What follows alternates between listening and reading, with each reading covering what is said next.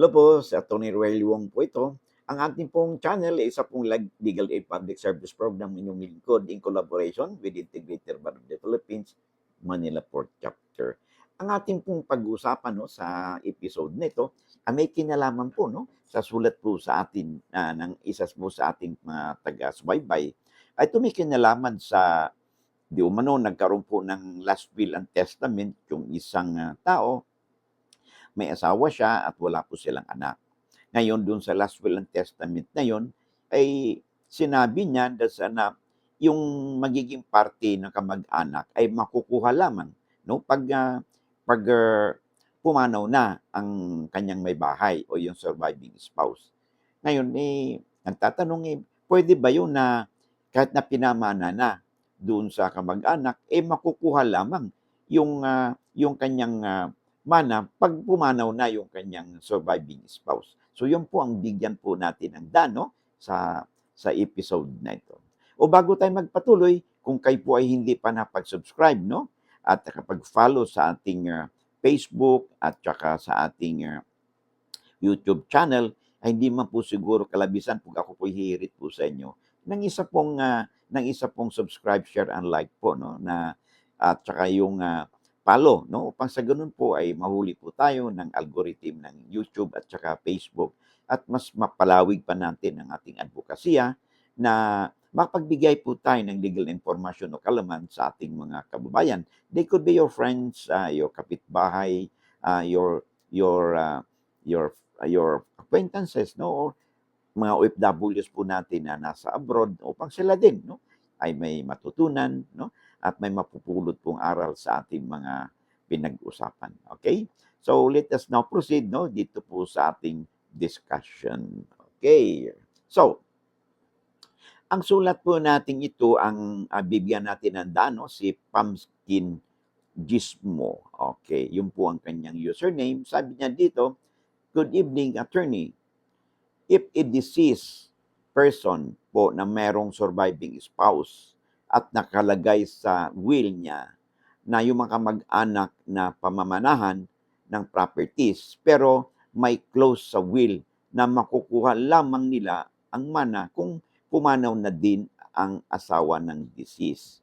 Tama po ba ang pag-advise sa kanila na yung kamag-anak ay mag-submit ng probate para mailipat agad sa kanilang titulo yung properties?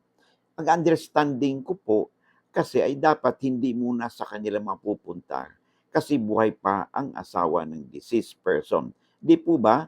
At sa asawa muna i-transfer ang title ng conjugal properties.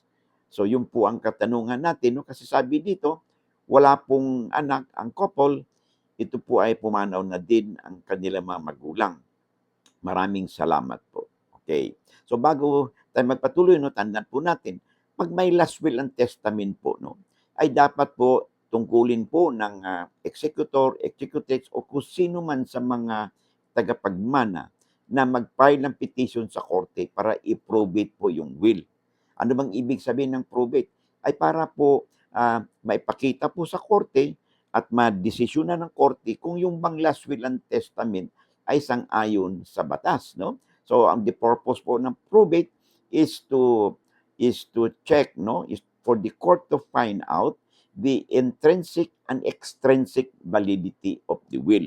So pag dito po sa prosesong ito, ang sino man po sa mga kamag-anak, o mga heirs at mga claimant, kung may pagkakautang yung si pumanaw na, yung testator, ay maaari pong mag-participate dito sa proceedings, ngayon, sa korte. Ngayon, eto na ngayon, ang katanungan dito, ay pwede bang, tama ba na ang disposition ng testator na makukuha lamang nila ang kanilang mana pag pumanaw na si kanyang may bahay?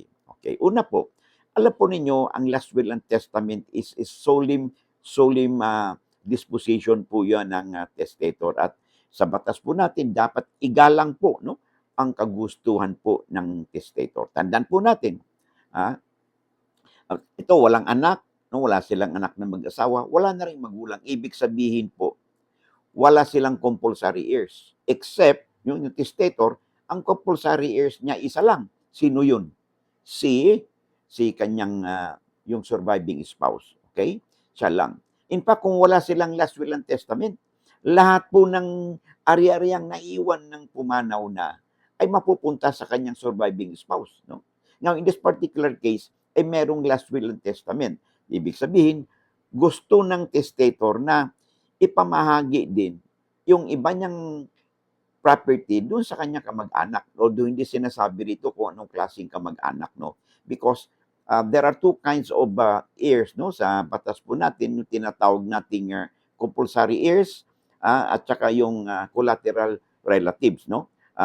Yung po ang yung collateral, usually po may mga kapatid o may dugo rin sila, relative by dugo, may relation sa blood, pero they are not really compulsory. Ang compulsory po ay ito po yung mga asawa, surviving spouse sa mga anak. Yung iba po kapatid, no, may tuturing lang sila na mga collateral relatives po ng isang taong pumanaw na. Yung iba naman po na heirs, no, pag merong last will and testament, no, kahit na hindi niya kamag-anak, hindi compulsory heir, no, ay pwede niyang pamanahan. Ang tawag po nito ay beneficiary, voluntary heir or beneficiaries. Yun po ang yun ang ating tatandaan, ha. Ngayon, pag ang last will and testament, tandaan po natin, no, pag may last will and testament po, iba po yung proseso sa paghati-hati ng properties po, no. Una, tandaan natin, regardless, may last will and testament yan o by intestate succession, pag sinabing intestate, by operation of law, walang last will and testament. Okay? Now, dito muna tayo sa testamentary succession kasi may last will and testament. Whether last will and testament or by operation of law, walang will, ay hindi po pwedeng pagkaitan ng legitimate umana ang mga compulsory heirs, katulad ng surviving spouse at saka yung kanyang mga anak. Hindi po pwedeng pagkakaitan yan. Now, in this particular case, pumanaw si testator, okay? Sino yung kanyang compulsory na iwan? Of course, yung kanyang surviving spouse.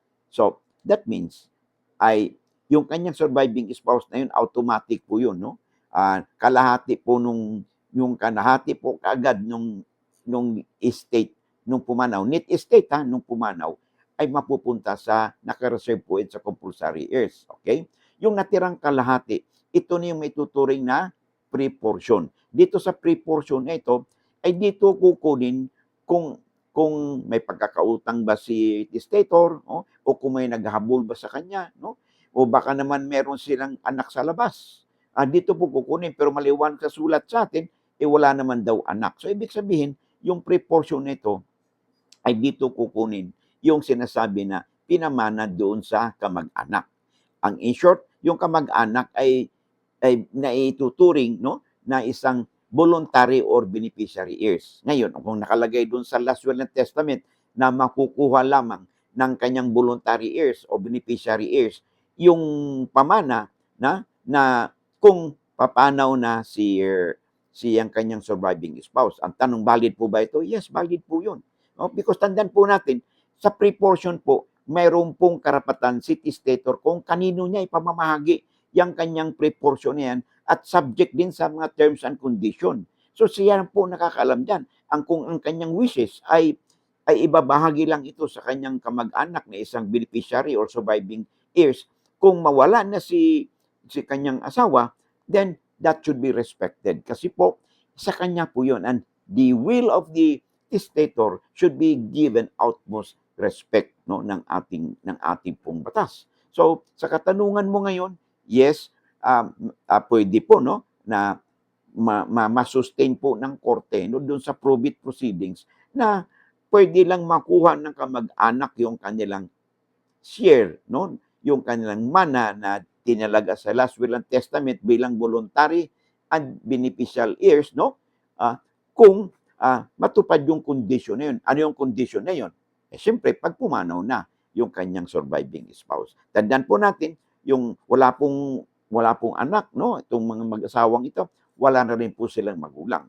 So, katutuusin mo, ang surviving heirs lang dito ay yung kanyang spouse. So ganito po again, para hindi kayo ma-confuse, okay? 'pag ang mag-asawa po, no, ay may isa sa kanila pumanaw, magkakaroon po ng liquidation ng kanilang estate. Automatic po 'yan, yung kalahati po niyan, ng mga naipundar nilang ari-arian, no, ay automatic po yun, mapupunta po yun sa surviving spouse bilang kanyang share niya sa kanilang conjugal property or absolute community property. Yung natirang kalahati, yun na ngayon yung tinatawag nating legitimate or inheritance na paghati-hatian ng kanyang mga heirs, no? It should be compulsory heirs. In this particular case, okay? So, matapos awasin yung conjugal share o community share ng kanyang asawa, yung natirang kalahati, ito na ngayon yung kanyang legitimate. So, automatic yan, kalahati po nito ay mapupunta sa kanyang asawa. Kasi yun ang kanyang legitimate. Yung natirang kalahati, ito na yung maging pre-portion na kung saan may laya po, no, si testator kung kanino niya ipapamahagi yung pre-portion na ito. Ang maaaring kamag-anak niya o maaaring hindi niya kamag-anak, kaibigan niya, o maaaring stranger, or it could be a foundation, no? Pwede niya itong gagawing voluntary or beneficiary heir. So, hindi po obligado, no? Si testator na basta na lang na kailangan pag bigyan mo ng mana yung voluntary heir, hindi na ito mababali. Nasa kanya rin yun, no? Kasi kung sinabi niya na makukuha lang ng beneficiary heir o voluntary heirs yung kanyang tinatawag nating ipamana sa kanya, no, whether it is a device, no, or personal property or a real estate, until such time na matutupad yung kanyang terms and condition.